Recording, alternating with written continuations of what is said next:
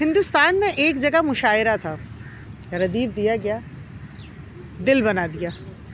اب شعراء کو اس پہ شعر کہنا تھے۔ سب سے پہلے حیدر دہلوی نے اس ردیف کو یوں استعمال کیا: ایک دل پہ ختم قدرت تخلیق ہو گئی، ایک دل پہ ختم قدرت تخلیق ہو گئی، سب کچھ بنا دیا جو میرا دل بنا دیا۔ اس شعر پر ایسا شور مچا کہ بس ہو گئی۔ لوگوں نے سوچا اس سے بہتر گرہ کون لگا سکے گا، لیکن جگر مراد آبادی نے ایک ایسی گرہ لگائی کہ سب کے ذہن سے حیدر دہلوی کا شعر محو ہو گیا۔ انہوں نے کہا: بےتابیاں سمیٹ کر سارے جہان کی، بےتابیاں سمیٹ کر سارے جہان کی، جب کچھ نہ بن سکا تو میرا دل بنا دیا۔ حیدر دہلوی اپنے وقت کے استاد تھے اور خیام الہند کہلاتے تھے۔ جگر کے کلام کو سنتے ہی وہ سکتے کی کیفیت میں آ گئے۔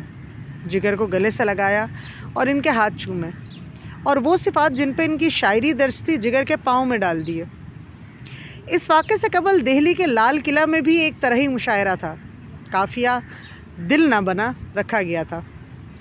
اس وقت تقریباً سبھی استاد شعراء کرام موجود تھے۔ ان میں سیماب اکبر آبادی اور جگر مراد آبادی بھی تھے۔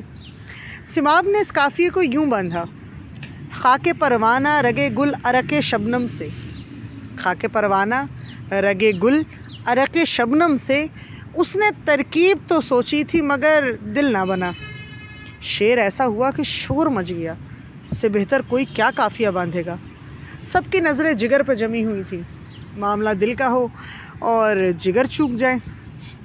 وہ شعر پڑھا کہ سیماب کا شعر لوگوں کے دماغ سے محو ہو گیا: زندگانی کو میرے عقدۂ مشکل نہ بنا، زندگانی کو میرے عقدۂ مشکل نہ بنا، بر کے رکھ دے میرے سینے میں مگر دل نہ بنا۔